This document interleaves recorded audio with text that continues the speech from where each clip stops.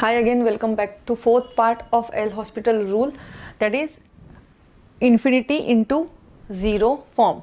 Infinity into zero form अगर हम लोग इन्फाइनाइट यहाँ पे पुट करते हैं तो x की जगह तो इन्फाइनाइट है इनटू लॉग ऑफ, क्योंकि हम लोग इन्फिनिट हम लोग डायरेक्टली नहीं पुट कर सकते, इसमें से भी x कॉमन निकाल के इसमें से भी x कॉमन निकलता है तो ये हो जाएगा 3/x 1 minus 3/x and anything upon infinity, मतलब कोई लिमिट वाली वैल्यू अपॉन इन्फाइनाइट अगर आता है तो वो जीरो हो जाता है.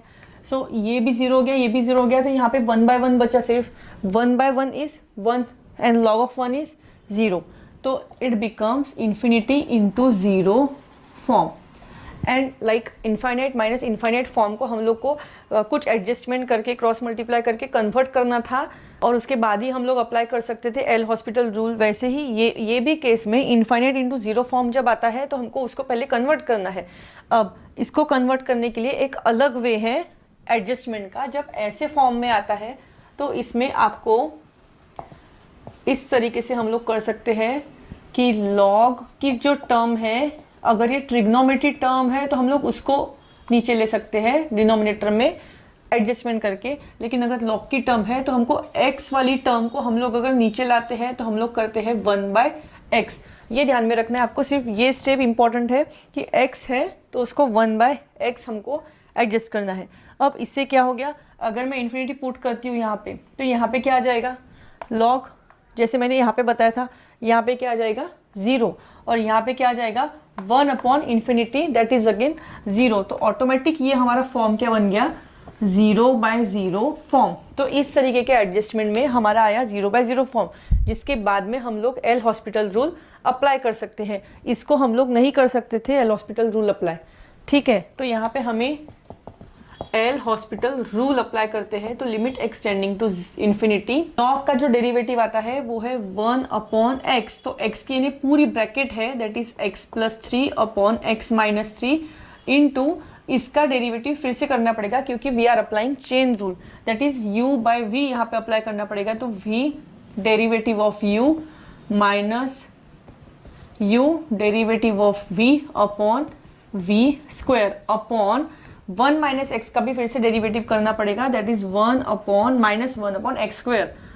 1 अपॉन एक्स को हमने कौन सा फॉर्मूला लगाया डेरिवेटिव का, अगर डेरिवेटिव आपको अच्छे से नहीं आता तो फॉर्मूला बता देती हूँ. 1 upon x raise to power n that is minus n upon x raise to power n + 1 where n is 1 here, क्योंकि x की पावर कुछ नहीं है ने, x की पावर है 1, तो हम लोग n को 1 समझ के क्या लिखेंगे minus n that is minus 1 upon x की पावर n + 1.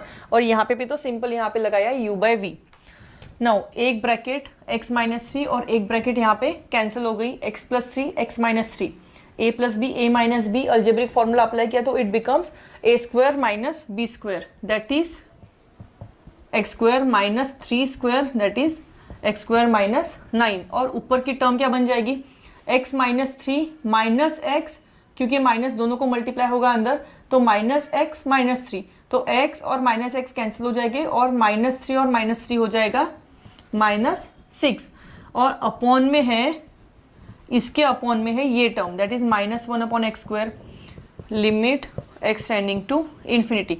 नाउ x² और माइनस माइनस तो कैंसिल हो गया और x² क्योंकि डिवीजन के अपॉन में डिवीजन है तो ये रेसिप्रोकल हो गया, x² हो जाएगा ऊपर.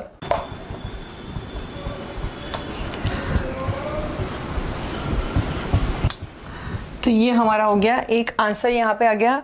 अब यहाँ से अगर मैं x² और x² दोनों न्यूमरेटर डिनोमिनेटर से कॉमन निकालना पड़ेगा. क्यों, क्योंकि इनफाइनाइट जो लिमिट होती है उसको हम लोग डायरेक्टली x में नहीं पुट कर सकते ऐसे फॉर्म में.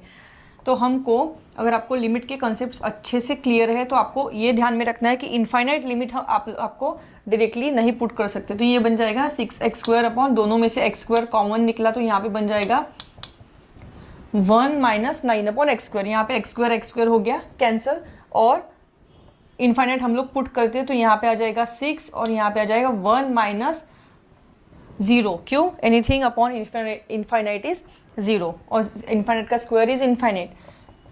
सो the answer we get is 6. So like this infinite into 0 form is solve. हमने क्या किया, एक बार बेसिक रिविजन यहाँ पे जो था, यहाँ पे एडजस्टमेंट करके हमने 8 इनफाइनाइट इंटू 0 जो है वो फॉर्म में ला लिया, उसके बाद में हमने ऐसा एडजस्टमेंट किया कि वो आएगा 0/0 फॉर्म में, और यहाँ से हमने अप्लाई किया है एल हॉस्पिटल रूल, और उसके बाद में बेसिक सिंप्लीफिकेशन से पुट करके इनफाइनाइट की लिमिट पुट करके हमने निकाला है हमारा आंसर। ये बाद के लेक्चर में मिलते हैं जल्दी ही। ऐसे टाइप के और प्रॉब्लम्स आप सॉल्व करके देखिए, और कुछ डिफिकल्टी आई तो कमेंट बॉक्स में या मेरे व्हाट्सएप पे सेंड करिए, उसके मैं रिप्लाई करके आपको सोल्यूशन बताऊंगी। अगर कुछ डिफिकल्टी आती है तो उसके सोल्यूशन ज़रूर बताऊंगी मैं। करिए, सब्सक्राइब करिए एंड बेल आइकॉन ज़रूर प्रेस करिए। Bye for now, take care.